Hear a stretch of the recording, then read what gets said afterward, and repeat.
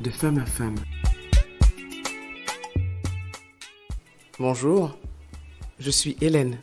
Tous les mardis, je vous invite à découvrir en toute simplicité les instants de vie d'une femme qui pourrait changer la vôtre. Ces témoignages ne vous laisseront pas indifférents. Bonjour à toutes et à tous, nouvelle semaine pour votre podcast de femme à femme, en cette semaine de 15 août où il y a une petite odeur de vacances. Alors pour moi aujourd'hui c'est un peu particulier parce que je suis une personne d'habitude et je crois que je m'étais habituée à l'appeler, à lui dire on se voit quand ? Alors est-ce que tu es prête ? Et aujourd'hui... c'est notre dernier rendez-vous pour le podcast, pour l'instant en tout cas, et ça me fait quelque chose. Bonjour Sylvia. Bonjour. Gentil, mais voilà. Du coup, c'est moi qui bégaye. Mais bonjour Hélène, mais tu m'émeus quand tu me dis ça, parce que c'est vrai qu'on est vers la fin et on a... J'ai adoré ces échanges avec toi, quoi. C'était comme un petit rendez-vous, tu sais. Oui. Donc ça me fait quelque chose et parce que t'es mon invité spécial en fait, hein, sur cette première saison, vraiment, parce que je te l'ai toujours dit, je te le répète encore, je te le répéterai toujours, je suis épatée de la façon dont tu as pu disséquer ta vie. Et non, c'était mon petit rendez-vous à moi avec ma Sylvia. Voilà, elle était devenue ma Sylvia. Merci à toi Hélène, et merci à toi de m'avoir permis de comprendre ça en fait, parce que tu me dis que je dissèque ma vie parce que je la raconte, mais toi tu as su en fait identifier les séquences en fait, et c'est ce qui nous a permis justement au travers des podcasts de mettre en évidence tous les chapitres. Oui. On a parlé de l'adoption, on a parlé de la blessure d'abandon, on a parlé de mes grossesses, de mes maternités, de mon rôle de maman. Mm-hmm. On a parlé des conditions professionnelles, mon burn-out, voilà. Oui. Et aujourd'hui, qu'allons-nous aborder aujourd'hui, justement ? Aujourd'hui, on va aborder les relations toxiques. Les relations toxiques au sens pluriel, au sens large, mm-hmm. Parce que fort de tout ce que justement j'ai soulevé et abordé pendant ces podcasts au travers de mon passé, de mes souffrances, de mes meurtrissures, de mon adoption, de ma blessure d'abandon. Et forcément, il y a des séquelles qui font que j'ai gagné en fragilité, mm-hmm. En vulnérabilité. Et ces éléments-là ont pu être observés par d'autres personnes qui en ont joué. Qui en ont abusé. Qui en ont aussi abusé. On ne sort jamais indemne de tout ça. J'en parle maintenant avec beaucoup plus de recul. Je t'ai dit que c'était compliqué pour moi d'ailleurs, ces podcasts, j'ai pris beaucoup de temps à revenir vers toi pour vraiment parler avec précision et avec beaucoup plus de détachement, parce que c'est toujours délicat de revenir sur des choses qui nous ont fait du mal, tu vois. Oui, absolument. Et même si c'est passé, c'est OK, mais tu te dis, mais quand même, j'aurais pas dû, j'aurais dû faire différemment, ou bien mince, c'est tant pis. Après, c'est fait, mais tu vois, j'ai toujours ce petit pincement, tu vois. Mm-hmm. Mais c'est OK. Et on l'aborde avec beaucoup le recul nécessaire. De pudeur. Avec le recul nécessaire, tout à fait. Alors, comment as-tu expérimenté, justement ? Quand as-tu expérimenté ces relations toxiques ? Je dirais que je les ai expérimentées... Quand tu as réussi à les identifier déjà, parce que quelquefois, oui. on est en pleine relation toxique et on ne s'en rend même pas compte. C'est ça. Et c'est très bien de préciser, parce que en soi, quand je fais l'inventaire de toutes mes relations, je ne parle pas forcément de relations amoureuses, mm-hmm. Je parle alors, parce que les relations toxiques, intenses soient-elles, on les observe aussi dans les relations amicales. Absolument. On peut les observer dans les relations familiales, un frère, mm-hmm. une sœur, mm-hmm. un cousin, un oncle, une tante toxique, un petit ami toxique, des collègues toxiques, mm-hmm. Même des patrons aussi. En soi, je pense que cette observation aujourd'hui que j'ai m'a permis d'identifier, de voir des situations où j'ai pu prendre des mesures beaucoup plus rapides finalement après l'avoir rencontré. Je m'explique. C'est-à-dire que plus on rencontre des personnes qui sont toxiques, plus on arrive à se protéger avec un bouclier. Parce que c'est au contact de ces personnes que finalement on s'endurcit, on se protège parce qu'on arrive à les connaître et on se renforce et qu'on arrive surtout à les connaître. Donc en soi, moi je l'ai rencontré, ça a commencé par une relation amoureuse. J'ai eu un petit ami qui m'a fait beaucoup de bien en tout cas dans la séquence justement retrouvailles et puis surtout retrouvailles identitaires, retrouvailles culturelles, retrouvailles familiales, parce qu'il m'a beaucoup aidé en tout cas dans ma quête pour retrouver à la fois mes parents, retourner sur mon île, retrouver mon histoire. C'est vraiment quelqu'un qui m'a beaucoup aidé dans ce sens. Et l'autre versant, c'est que justement le fait de m'avoir beaucoup aidé dans ce sens-là m'a rendue à la fois dépendante et m'a rendue je dirais même un petit peu aveugle des choses des choses qui n'étaient pas bonnes ni saines en fait en soi, tu vois. C'est-à-dire que dans tout ce qu'il mettait en évidence au travers de qu'il considérait comme de la bienveillance, comme de la protection, le fait de ne pas toujours dire les choses ou bien de trouver des astuces autres, eh bien en fait c'était une manière de maquiller des choses évidentes comme de l'ordre du mensonge, le fait qu'il voulait à la fois qu'il voulait m'isoler à la fois d'autres personnes, de mes amis, parce que pour lui c'était important que je puisse être vraiment détachée des personnes qui auraient pu et qui observaient justement des actes malveillants.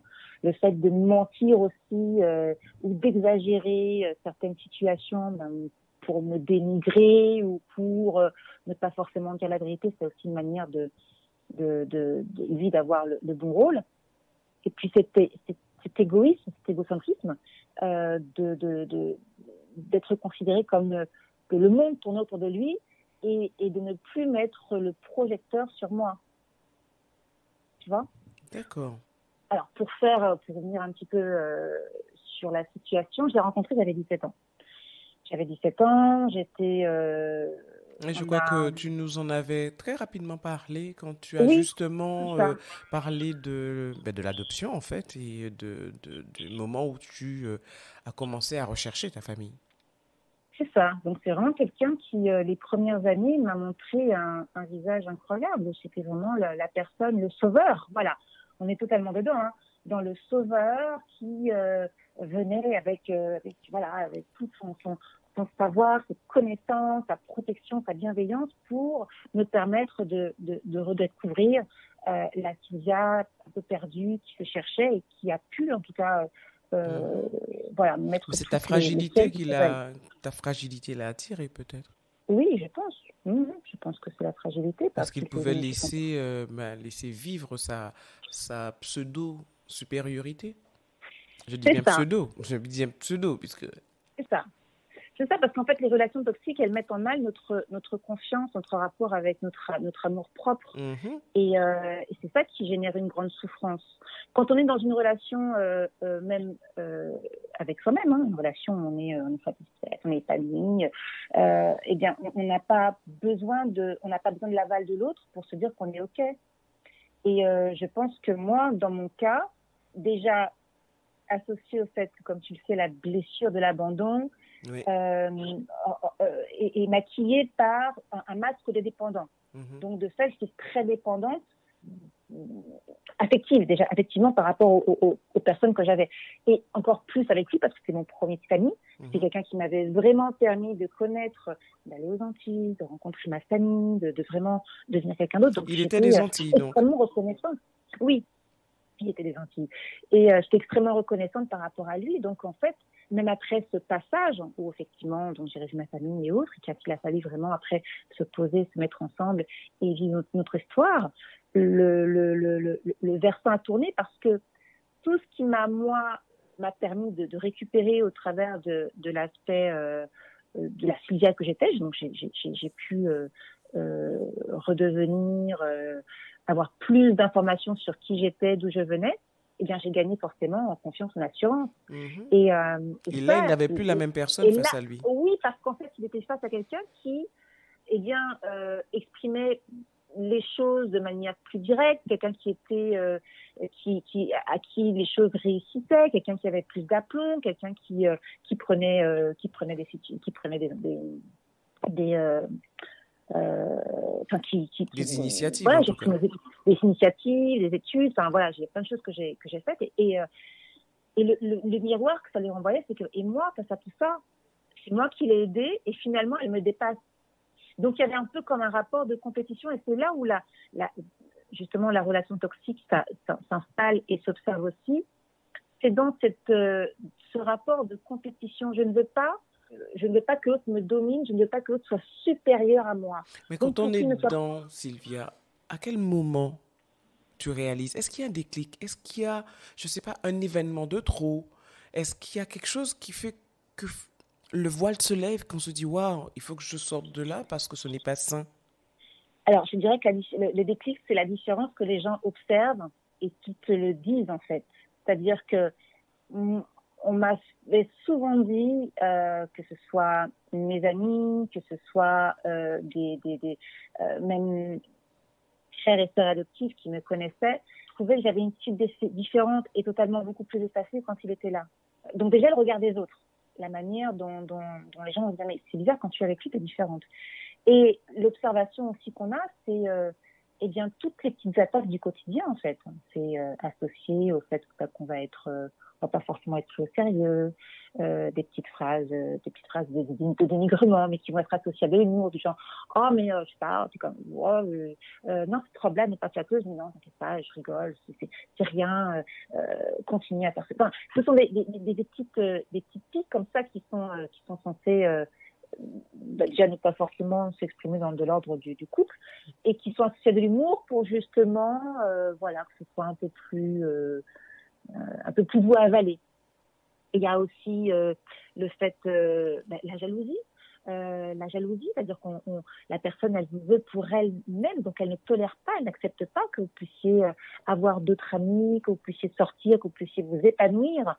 Et l'autre chose aussi, c'est qu'elle constamment, elle considère qu'elle est dans sa toute-puissance, dans le savoir. Donc, elle considère qu'elle a toujours raison. Et quand elle a tort, elle se met en colère ou alors elle va trouver des failles pour montrer que finalement, elle n'est pas complètement tort. Mais c'est vraiment une observation qui peut prendre du temps quand on pense que l'autre quand on pense que l'autre est là juste pour nous faire du bien. Mm-hmm. Cette relation a duré combien de temps? Elle a duré 7 ans, avec tout ce que ça implique en termes de séparation. Parce que ça aussi, c'est compliqué de se séparer d'une relation toxique, parce que même quand on s'en sépare, il revient de plus belle avec un engouement encore plus fort, avec des promesses, avec des scénarios tragiques. Mm-hmm. Quand j'ai tragique plus, c'est-à-dire qu'avec des menaces de suicide ou autre. Et c'est très culpabilisant parce qu'on se dit, mais finalement, je ne veux pas qu'il lui arrive de mal. Et finalement, s'il en est à ce stade-là, c'est à cause de moi. Donc, ok, allez, peut-être que je suis trop exigeante. Il a quand même fait beaucoup de bien. Il a été là au moment où j'en avais plus besoin. C'est peut-être à moi de voir ma copie. C'est peut-être à moi de faire aussi des efforts. Donc, je dois aussi accepter. Puis peut-être que c'est mon destin, en fait. Hein. Peut-être que c'est comme ça. Et puis, et je dois apprendre à rester avec lui. C'est vraiment le contact avec l'extérieur, le fait de voir aussi d'autres couples normaux, des couples classiques, évoluer et voir autour de moi, me dire qu'il y avait une relation qui était complètement dysfonctionnelle chez moi, dans mon quotidien.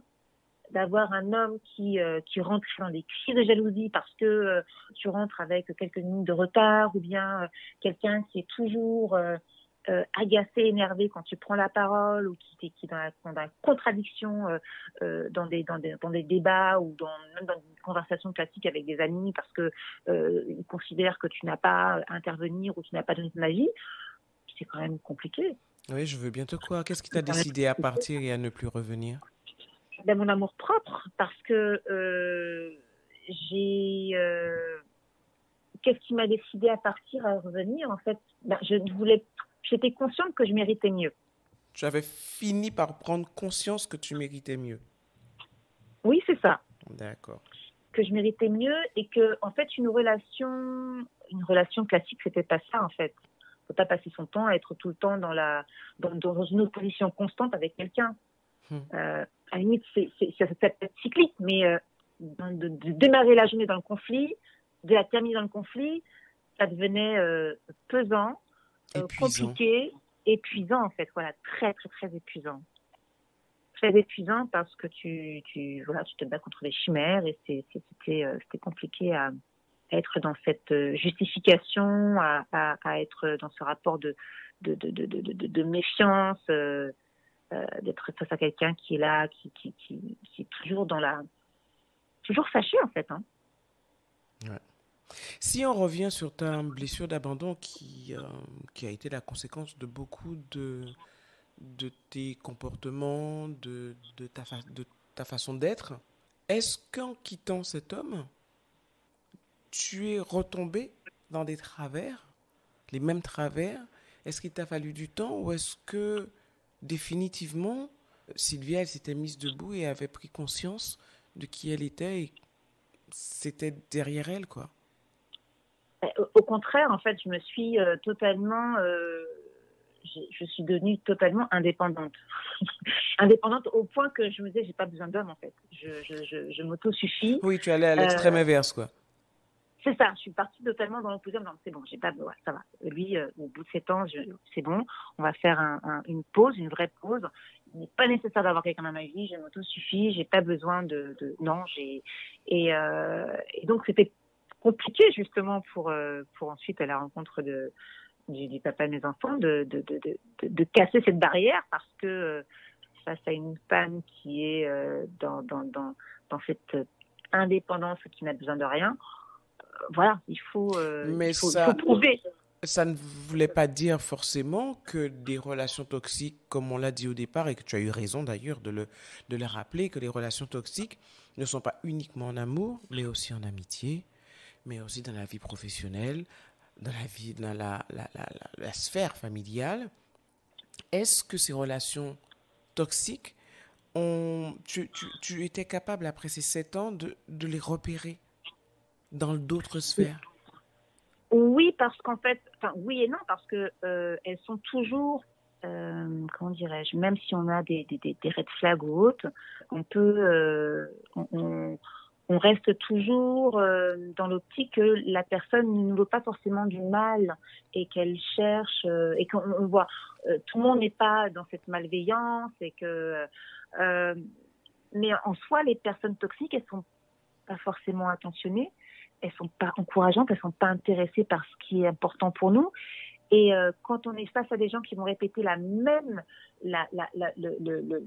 action, c'est-à-dire être toujours à devenir avec des paroles désobligeantes, à essayer de vous décourager, à ne pas voir le côté positif, à essayer de vous détacher, de vous écarter dans dans des possibilités professionnelles, de vous intégrer dans des réunions, dans des choses où vous devez être aussi associé, c'est qu'il y a une volonté que la personne vous la dérangez. Enfin, c'est clairement vous déranger la personne. Mm-hmm. Et donc il n'y a pas aujourd'hui encore. Hein, d'ailleurs, on peut pas dire qu'on est totalement guéri par rapport aux personnalités toxiques parce que elles peuvent être perfides. Et nous-mêmes, on peut aussi considérer, en fait, ma force d'avoir rencontré des personnalités toxiques, on peut considérer que c'est de voir le côté toxique alors que ce n'est pas forcément une. Mm-hmm. Avoir quelqu'un on peut même parfois être dans la susceptibilité, alors que la personne est dans l'humour et elle envoie des petites phrases comme ça pour juste détendre un peu l'ambiance. Et donc on peut le voir comme quelque chose comme une attaque personnelle en fait. Donc la meilleure défense, c'est d'accepter, de s'accepter et de se détacher de ce qui ne nous convient pas, mais de se détacher en douceur. Ça n'a rien de résister dans des situations amicales ou autres quand on voit que quand on a ce côté un peu malaisant voyez, Oui, je dis, oui. tu vois, cette situation, tu connais pas la personne, mais il y a quelque chose d'un petit Il y a malaise. quelque chose Tu qui sens que dérange, il y a quelque chose voilà, il y a quelque qui chose qui colle pas. dérange. Et on n'arrive pas à expliquer. Ben, ça ne sert à rien parfois de forcer ou de continuer à faire en sorte que la personne nous apprécie plus ou autre, parce que autant rester sur une relation superficielle. Pas besoin d'aller en profondeur et alors parfois on peut être aussi agréablement surpris, mais en tout cas moi j'ai confiance maintenant à mon instinct, dans ces premiers signaux qui peuvent m'indiquer que ça ne fonctionnera pas, parce que je l'ai déjà observé et parce que voilà. Et, euh, et j'ai envie de dire que nous-mêmes, on peut aussi être toxique sans même forcément l'être. Je suis peut-être moi-même toxique dans mon excès en tant que maman quand je suis sans arrêt à leur demander, à les appeler, mais comment tu vas, ça. Et je le suis, et sans me... Oui, c'est vrai qu'on ne pense pas, on ne pense pas à l'autre partie, c'est-à-dire l'idée que l'on puisse être toxique pour quelqu'un d'autre. C'est ça, parce qu'on a tendance à voir le mal chez l'autre et pas forcément chez soi, mais en fait, tout excès n'est pas bon, en fait. Donc, si je veux absolument avoir le contrôle de telle situation sur mes enfants, et là, je vais être dans une relation, dans quelque chose qui va être un peu compliqué, une communication qui va être altérée dans l'entente avec mes enfants. Tout ce qui sera dans l'excès sera compliqué, donc c'est important de mettre de la mesure, de mettre pas de la mesure, mais en tout cas de créer un équilibre à la fois dans sa communication, à la fois dans dans ses échanges, dans ses relations, de s'assurer du bon feedback, d'être dans cette transparence, de se dire les choses, et se dire les choses même quand ça va et même quand ça va pas. Et surtout Aujourd'hui, quand j'ai ça la va pas. chance, surtout quand ça va pas, aujourd'hui, j'ai la chance de ce rapport de franchise avec la personne avec qui je vis, c'est quand on se dit des choses, même de manière un peu brutale. Et je parle pas de situation de conflit, hein. Je dis, je sais pas, je suis en voiture et je dis, ah tiens, mais qu'est-ce que t'as fait, voilà. Et donc, il va réagir très bien, mais oui, alors, il va réagir en disant, mais j'ai pas, enfin, je trouve qu'il n'était pas nécessaire que tu prennes ce ton-là, enfin voilà. Mais on va se dire les choses très, très rapidement, très tôt, de manière à ne pas garder cette information et la nourrir en disant, mais pourquoi il m'a parlé comme ça, j'ai pas aimé comment il a réagi, il a été trop dur avec moi. Et finalement, c'est tellement beaucoup plus simple de se dire les choses très vite et de se déposséder d'une quelconque rancœur ou de quelque chose qui peut nous rendre mal à l'aise par rapport à un mot, par rapport à même un langage non verbal, par rapport à un chip, par rapport à quelque chose qui être dans cette sincérité, c'est tellement plus simple. Alors ça Et prend plus du temps, sain, hein, surtout. et plus sain, oui, ça prend du temps quand même, mais on en sort beaucoup plus fort et beaucoup plus détendu surtout. Clairement. Les relations toxiques, on en a, comme tu dis, on en aura toujours, hein, autour de nous, hein, dans tous les cas. Je crois que par la base même, le simple fait que des énergies soient compatibles ou pas peuvent générer des relations toxiques. Mais toi, quel recul que tu as aujourd'hui sur toutes ces relations qui ont pu à un moment ou à un autre de ta vie te faire du mal et qui t'ont fait grandir en fait? Alors je pense que l'amour que je porte aux autres et ce rapport encore de dépendance, cet excès d'amour, cet excès de bienveillance que je peux avoir auprès des gens que j'avais auprès de mon compagnon, m'empêchait d'être lucide et d'observer les choses qui étaient vraiment très simples à observer. Et l'amour ne peut pas tout résoudre, ne peut ni modifier la personnalité profonde des gens. Et moi, j'étais dans cet excès d'amour. Je reviens encore sur le fait que quand on se sent mal, c'est important d'écouter son instinct. Et la meilleure solution, c'est de commencer à se séparer progressivement de la personne toxique et de rompre le contact rapidement, parce que aujourd'hui, en l'occurrence, l'ex dont je parle, c'est quelqu'un avec qui je n'ai plus du tout de contact. Et il n'aurait pas été bon même d'entretenir ça, parce que de toute façon, ça se termine dans des situations un peu compliquées. Mais quand on a tendance à se dire que tout le monde, moi j'étais dans le côté un peu tout le monde il est beau, tout le monde est gentil, et plus je donnais de l'amour aux autres, plus on va me le rendre. Et c'est pas ça en fait. C'est pas ça. Ça fonctionne pas toujours comme cela. Ça fonctionne pas toujours comme ça. Enfin, je dirais que ça fonctionne. Enfin, c'est important de se poser ses limites. Voilà. Je pense qu'aujourd'hui, j'ai un curseur, c'est-à-dire que je continue à donner de l'amour, hein, c'est pas un problème, mais j'ai mes limites. C'est-à-dire que je ne vais plus être dans cette abondance comme je pouvais l'être auparavant. C'est bon, on est dans une tolérance multipliée et on accepte parce qu'il faut accepter, parce que c'est comme ça. Mais maintenant, on va avoir un seuil de tolérance. On va dire, à partir de ce seuil-là, c'est fini. Je n'accepte plus, je dis non. Et je dis non parce que voilà, on ne doit pas dépendre. Qui veut du respect s'en procure. Et c'est aussi comme ça que je dois aussi apprendre à me faire respecter et à imposer mes limites avec fermeté, avec aussi diplomatie et sans forcément être dans un rapport de conflit. Dire les choses. Je te dis non, je ne suis pas fâchée contre toi, je suis fâchée peut-être contre l'action que tu as faite. Est-ce que tu as encore de la colère quand tu penses à lui? Non. Non, parce qu'il a quand même il a quand même apporté beaucoup de positif, tu vois, quand je vois le fait d'avoir pu justement renouer avec les Antilles, retrouver une grande partie de la famille. Donc c'est pour ça que je ne suis pas, je garde quand même ce côté un peu positif, et c'est ce côté positif qui a fait que pendant plusieurs années, je suis aussi restée avec lui en me disant, ben oui, voilà, il m'a quand même. Mais le versant, c'est que oui, j'ai quand même eu cette occasion de vivre ça avec lui, tu vois. Enfin, c'était pas quand même, c'était pas donnant quand même. Je veux dire, c'est pas, tu n'étais pas quand même en mode, je te dois une reconnaissance éternelle. Ben, si, c'est pour ça que j'ai aussi resté jusqu'au. C'est un petit peu pour ça que je suis restée longtemps avec lui, parce que j'étais dans cette. Non, mais est-ce qu'il était lui alors dans ce cadre-là aussi? Pour lui, tu lui devais une reconnaissance éternelle. Oui, totalement. Et c'est là-dessus qu'il jouait, en fait. Le levier sur lequel il jouait, c'était tu me dois tout. Tu es la fille que tu es devenue aujourd'hui, c'est grâce à moi. Si tu es aujourd'hui à ce stade-là, c'est grâce à moi. Donc tu dois. Et ne l'oublie pas, en fait. Il y a des choses, oui, il y a des choses sur lesquelles il m'a aidé, mais à 70%, c'est totalement Sylvia, en fait. Ça fait écho à ce que lui n'est pas. Un coach, quand il entraîne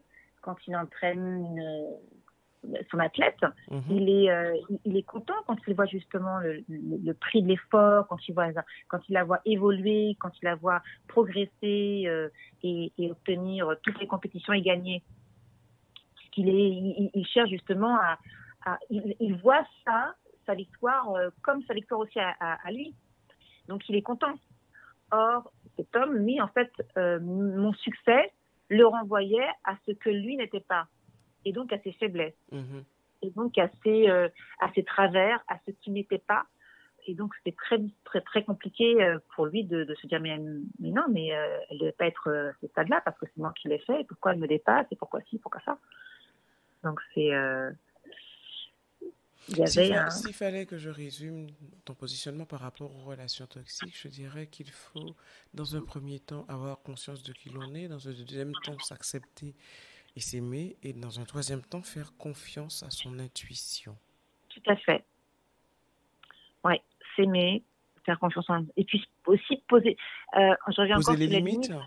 Poser les limites, c'est-à-dire se dire, mais à partir de quel moment je réagis, à partir de quel moment tu vois, quand on observe, par exemple, j'ai parlé ça avec mes filles, le harcèlement scolaire. Le harcèlement scolaire, c'est justement où des enfants qui sont attaqués par un petit groupe, par une personne seule ou par d'autres enfants. Et j'expliquais aussi à mes filles à quel moment on pose les limites, parce que en soi, quand on est enfant, quand on est dans un groupe, on s'envoie des petites piques, on s'envoie des petites, on va s'attaquer sur le physique, on va s'attaquer sur ceci, sur ça. Mais à quel moment on pose les limites? À quel moment on se dit non, stop, là, je ne veux pas que tu m'attaques sur mon physique, je ne veux pas que tu m'attaques je ne veux pas que tu me donnes une phrase en rapport avec mes parents, je ne veux pas que tu utilises des noms d'oiseaux. À quel moment on pose les limites? Et c'est ça que j'explique aussi à mes filles. Et c'est ça aussi c'est là aussi on doit être clair là-dessus. À quel moment je ne veux pas, je n'accepte pas que quelqu'un me fasse ça. À quel moment je pose mes limites. Quel cheminement, quelle construction. Bah, écoute, merci. Tu sais, il y a quelqu'un qui, un jour, après avoir écouté l'épisode où tu parles de ton adoption, Ouais. m'a dit c'est pas toujours évident pour des personnes adoptées de se sortir et d'avoir une vie équilibrée parce qu'elle était impressionnée par ta personne. Et c'est vrai que tu as fait un travail extraordinaire. Mais écoute, merci. Tu as été vraiment une grande inspiration pour moi, Sylvia. Vraiment. Hein. On en a déjà parlé et je sais que le podcast est une étape et que nous nous retrouverons. Oui, clairement. Parce que tu as fait germer en moi quelque chose qui était là. Mais je me disais, bon, allez, c'est pas... Mais ce dont on a abordé lors de notre première rencontre, on me dit, vas-y, tiens, allez, vas-y, commence, démarre, parce que là, tu as tout. Il va vraiment falloir aller jusqu'au bout. Voilà, et donc Sylvia a encore de belles choses à nous sortir. Je te prends au mot, hein, je te suis. Hein. Ok. On fait comme ça. On fait comme ça. Merci, en tout cas, vraiment, c'est la page podcast, la première page podcast se tourne. Et je suis trop contente parce que j'arrive à, 1 an. Hein. La semaine prochaine, ce seront les 1 an du podcast. Donc, tu imagines, ça me fait quelque chose. Et ma Sylvia, mon unique Sylvia. Je te remercie encore vraiment d'avoir partagé tous ces moments de ta vie avec nous. Merci à toi, merci pour cette vitrine, merci de m'avoir permis de dire les choses et de les exprimer. Alors, dire les choses, mais c'est les exprimer avec beaucoup de liberté, avec beaucoup de simplicité, parce que tu invites à cela et tu le fais avec tellement de douceur, avec tellement de chaleur que c'est un moment où on se retrouve et on parle sans préparation, en fait, tu vois. Oui, surtout sans préparation. Mais oui, parce que des fois, je me dis, il faudrait que je puisse dire des choses comme ça. Des fois, j'aurais envie de dire ça. Et en fait, finalement, c'est pas grave. Les choses sont arrivées telles qu'elles devaient sortir. Absolument. Et peut-être qu'il y a des moments où, effectivement, j'ai parlé un peu vite, où j'ai zappé telle ou telle situation, où j'étais pas forcément été assez claire. Mais en même temps, les personnes qui vont l'entendre, qui vont accueillir ce podcast comme elles le veulent ou comme, je sais pas, mais en tout cas, c'est vraiment dans cette sincérité, dans cette simplicité, et c'est ce qui fait son authenticité, en fait. Oui, absolument. J'y tiens. Et surtout, je suis heureuse de tout ce que tu as pu porter à des femmes que tu ne connais même pas, mais qui t'ont écouté. C'est vrai, et c'est ça qui est fort. Qui t'ont écouté, parler de ci, parler de ça, etc. Et ça a trouvé un écho en elles. Et pour cela, je te remercie vraiment. Merci à toi également. Une belle route à ta petite famille. Merci. À la super maman de ces 2 belles jeunes filles que tu as.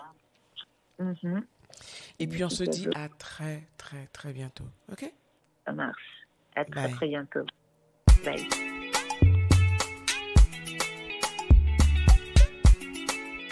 Merci d'avoir été avec nous pour cette tranche de vie. Si vous avez apprécié, pensez à vous abonner à ma chaîne YouTube Femme & Co pour ne manquer aucun épisode. Ils sont également disponibles sur Apple Podcasts, Deezer, Spotify, entre autres. Alors, likez, donnez un maximum d'étoiles, laissez vos commentaires et surtout, partagez. À la semaine prochaine. En attendant, prenez soin de vous.